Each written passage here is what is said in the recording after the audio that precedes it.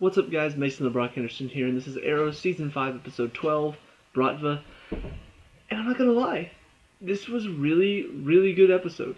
Like, really good. Until the end.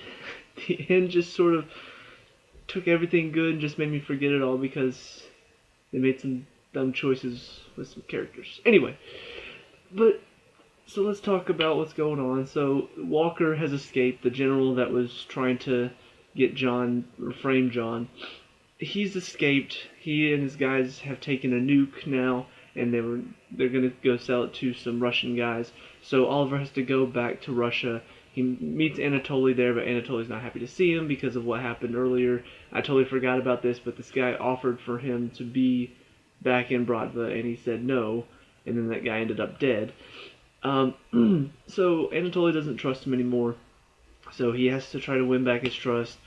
Meanwhile, Felicity and John are doing their little stupid things that are trying to help, but end up just kind of making it even worse.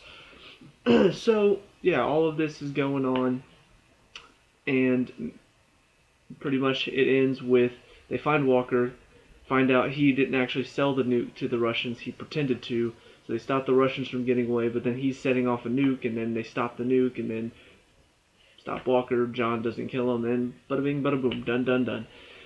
So, let's talk about what works for this, because there are some things that really do work. First of all, I think the action really has stepped it up so far this second half of the season.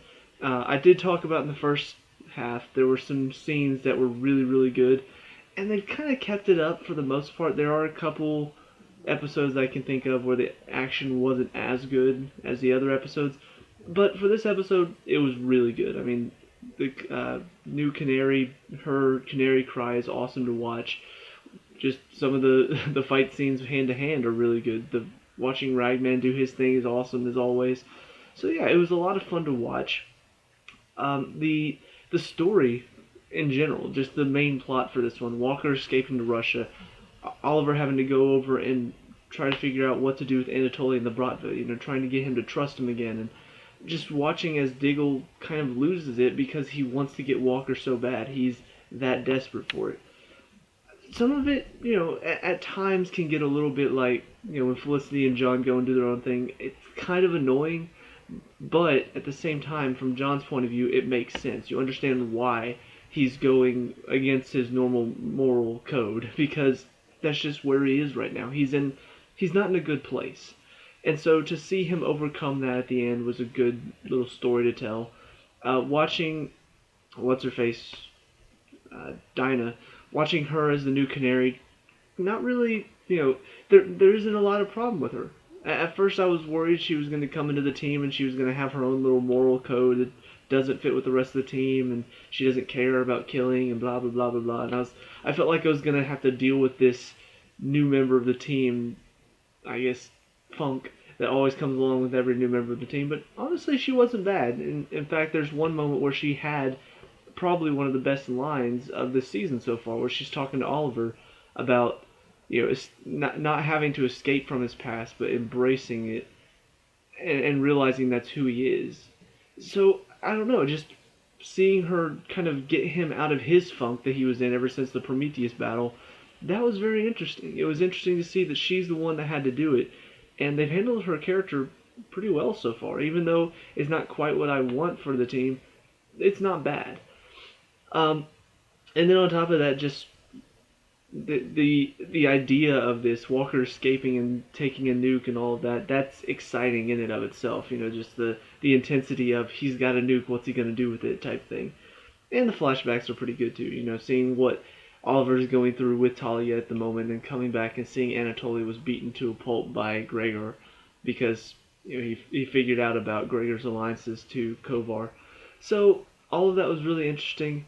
What didn't work? Well, the Felicity stuff is still really dumb. Her deciding to team up with this one girl who's a hacktivist and trying to spread chaos with this information that she's been given.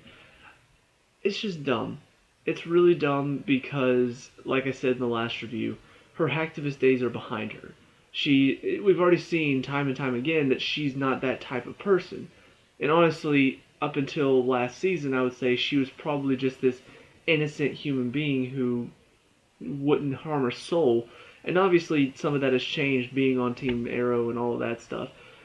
But what hasn't changed, even with the option to join the hacktivists again, she met that former boyfriend of hers that was causing a bunch of terror. She had a chance to go back then. She chose not to because she wanted to do good. She wanted to help people.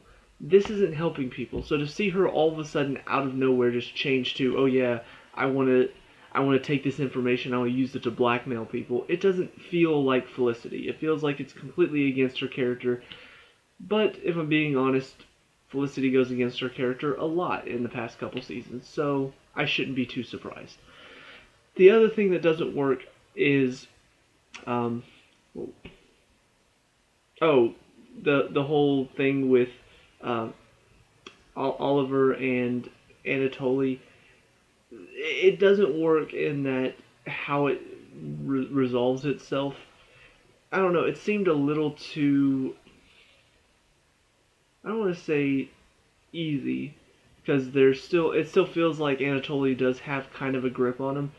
But Oliver's decision to all of a sudden just help Anatoly, to turn to him for help, it seemed a little too rushed. I don't know, maybe it was just because they're trying to fit so much information in this episode. Some of the scenes do feel a bit rushed. But that decision in itself, it feels like he wasn't wrestling with it, and then all of a sudden John beats the guy to a pulp, so all of his... he hasn't really looked at any other options. So that was their main option at the time. Then John beats him to a pulp, that option's gone. Okay, why not look at some other options? No, his first instinct is, I gotta go to Anatoly.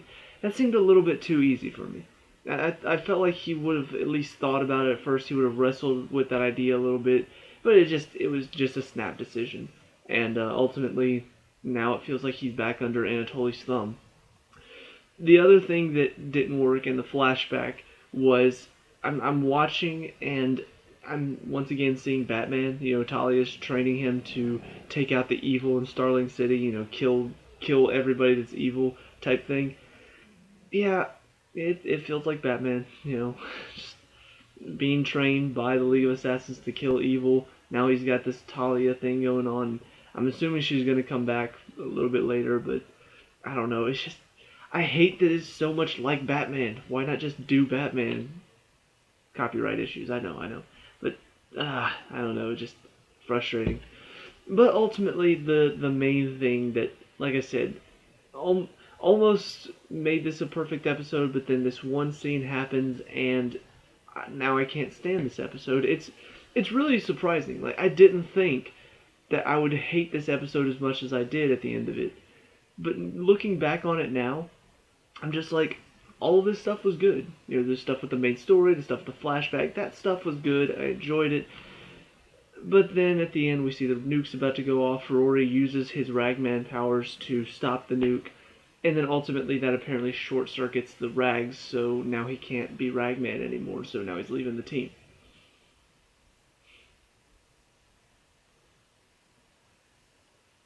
In an episode where all of these good things are happening, you have good action, you have some good character stuff going on, you have some good storytelling going on, you have a lot of good acting going on.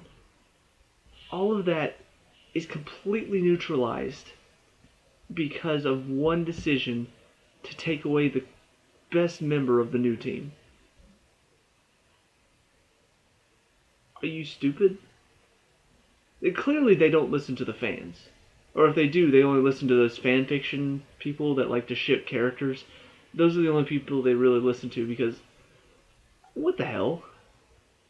I have no doubt in my mind, if you asked everybody that watches the show, if you polled everybody, a majority would say Rory is the best member of the new team.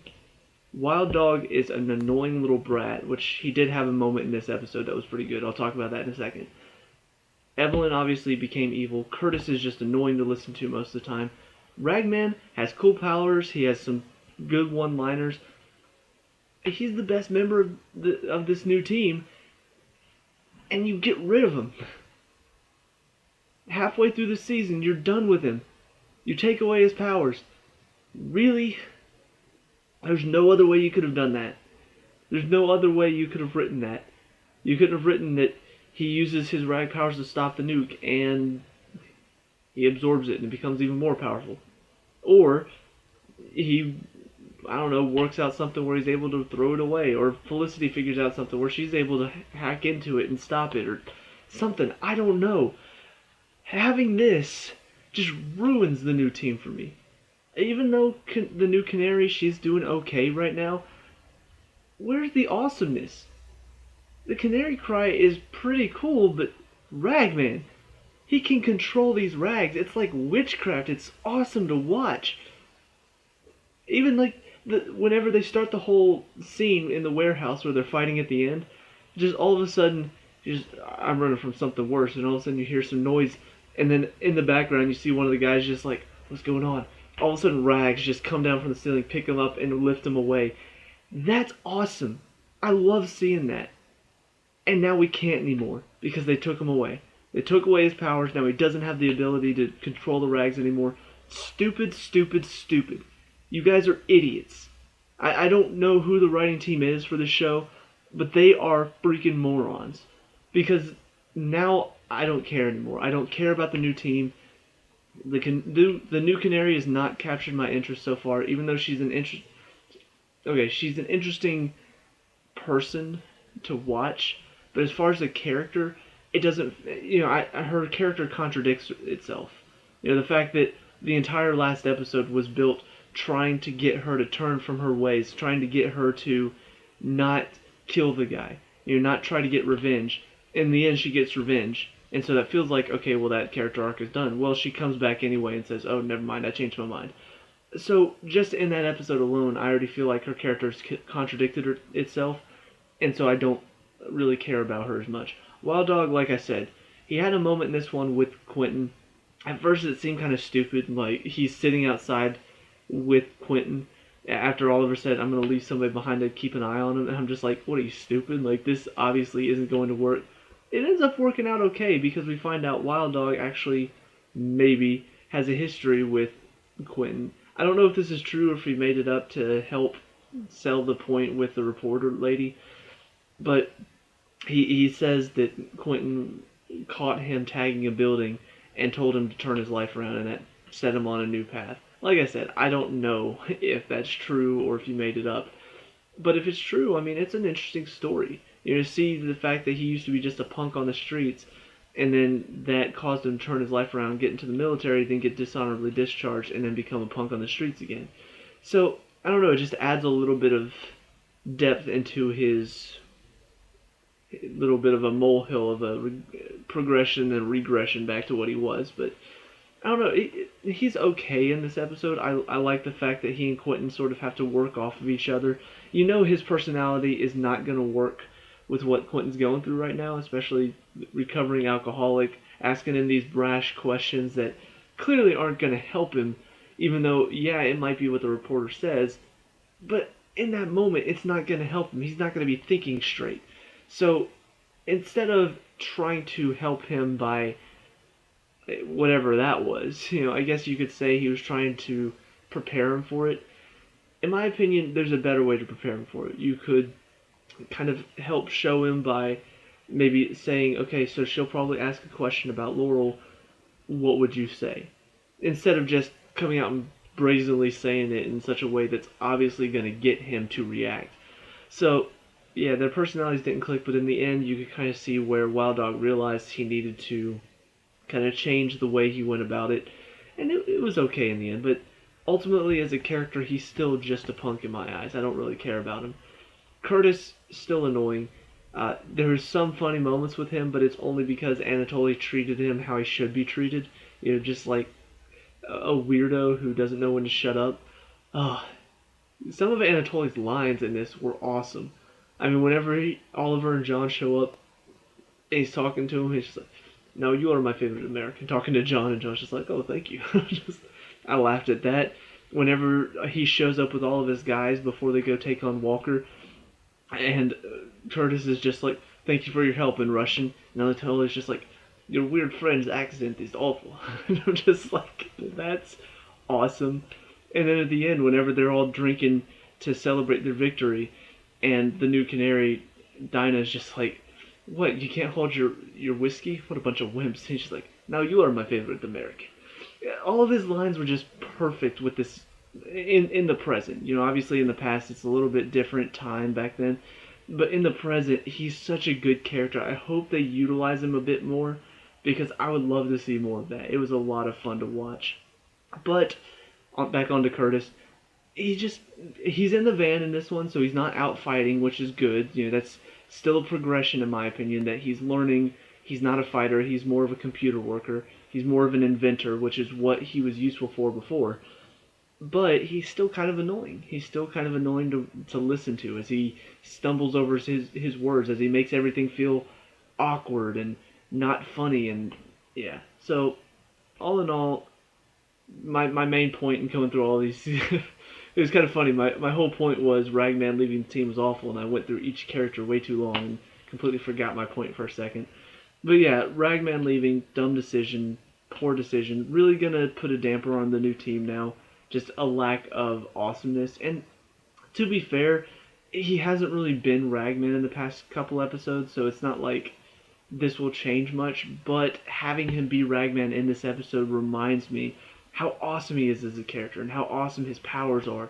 And so the fact that we haven't gotten that for the past few episodes, and now we get it for one episode just for him to say, "Oh well, I'm done," it's really disappointing. I want more Ragman. I wish we could have more Ragman. They didn't utilize him enough or effectively enough. So all in all, I'm disappointed. I wish I could say I love this episode, but that last scene, even though it's just one scene, even though it's just one decision, it really puts a damper on the episode as a whole. I mean, just the thought that, oh yeah, well, this episode had this and this and this, but it's also the episode where Ragman left the team. That sucks. That sucks, and I hate it. And, God, I hate the fact that I have to say that about this episode, because if not for that scene, I would say it was good. Ay, ay, ay, ay. I don't know. I don't know anymore. I don't know what to expect anymore. I feel like every time I get kind of excited about the show, they do something to remind me, no, they still don't know what they're doing. So, ugh. Last thing to talk about, and then I'll end this, is the whole thing with the reporter. I'm forgetting her name at the moment because I kind of don't care about her. I still have a theory that she might be Prometheus, because, like I've said before, they said in the last part of the episode that one of the guys that Oliver killed had a child. They said it was probably who Prometheus is. Well, we didn't see whether it was a boy or a girl, I don't think. So I'm wondering if it's going to end up being her. She was the child of that guy. But I still would like to see Tommy Merlin return. I'd like to see it be Malcolm revived Tommy from the dead using the Lazarus Pit, and that affected his mind, and now he blames Oliver for what happened to Laurel, and that's why he's doing all of this. And I don't know. Prometheus hasn't shown up since the mid-season finale, so I don't know what's going on with him. I don't know if he's like taking a nap somewhere, because that whole setup of the bodies and all of that took a lot out of him. I want him to return, though. He's been probably the more interesting part of this season, and they haven't been talking about him at all. So, that being said, the reporter, she wants to sleep with Oliver, but he's like taking the relationship really slow, and by the end of this, she ends up sleeping with him, and then she sees some tattoo, and she finds out from a guy that I forgot about the scene, but she saw a picture of Oliver back in Russia, hanging out with Bratva. Well, we find out, he does her contact, or whoever he is. He finds out that is Oliver. He is with the Bratva. And then on top of that, they found out that there used to be a guy with a bow and arrow back then, right when Oliver was in Russia. What are the coincidences? And she's just like, he is the Green Arrow. And so I don't know what this means. Like I said, if she ends up being Prometheus, she already knew that. So I don't know what the scene would mean, other than the fact that maybe they're trying to convince us she's not Prometheus by saying, oh no, she just now found out, guys, she didn't know before. But we'll see. So let me know what you guys think down in the comment section below. What did you like and dislike about this episode? Let me know, we can talk about it and discuss all that good stuff. Leave a like and subscribe for future Arrgh reviews, and I'll see you at the next one.